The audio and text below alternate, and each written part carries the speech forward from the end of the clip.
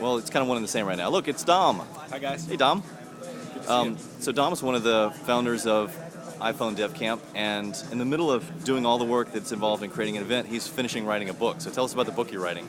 So the book is called 140 Characters, and it's a style guide for the short form.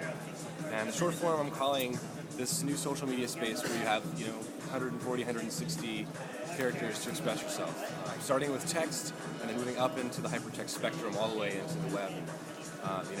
Various interesting client applications on iPhone especially. So I'm trying to formulate a kind of series of lessons that I've learned over the past 3 years, having been involved in Twitter since day one. Right. Now you actually did a pretty extensive blog post about things people don't know about the building of Twitter, right? Right. It was called How Twitter Was Born. Yeah. And that's actually in the book. It's in the introduction of the book. And the book is looking like a 40,000-page document. It's the biggest thing I've ever produced. And it's about short form text. And that's the irony is it's about, yes, the short form. But I do address the irony somewhat in the actual introduction and try to say that this process of writing in short form will help you write a longer work. And so this book is self-evident in the process of writing. So who are some of the great, the short way to pitch this book is like Twitter etiquette. So who are the model Twitter writers out there for you? Well, there are 140 of them, and I'm putting them all into the book. Oh, really? Okay, so give us a sample. Raven is one. Yeah. Probably whoever's calling me right now is the other. There are the founders. There are a bunch of writers and agents and reporters I've run into over the years are there. Yeah. What do you think makes them great? What do they get about the short form that other people don't quite get?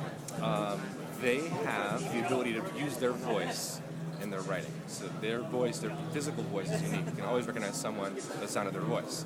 And likewise, if you're tuned in correctly, you can always recognize your friend's writing. Mm-hmm. And so that's what I think they've done, is put their voice in it and try to be just as honest and open as possible within limits. And that characterizes greatness, I think.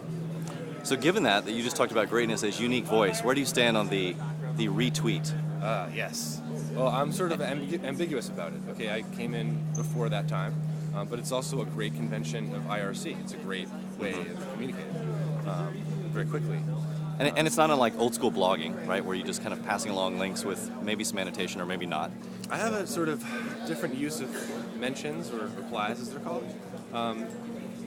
I've appropriated certain words on the system. So, like common words, realizing, gotta, I just found that word, work, which is a verb and a noun. So, I find that I can use them in my messages, and then they become hypertext, and they can give a deeper meaning to that message. And I found also people use those words of their own accord that way and link back to me. So I find it's a great way to create connections, and I think it can be abused like any feature, but as long as you keep it within a couple norms, which I outline in the book, one of which I use all the time, which is reply once or twice, and then go into direct message or email or take it off that medium into another space like friend feed or something like that. Right. So these techniques, you don't have to follow them, but it's gotten me up to about 9,000 followers right now in one of my accounts, and 1,000 in another, and 1,400 in another. So I try to walk the talk.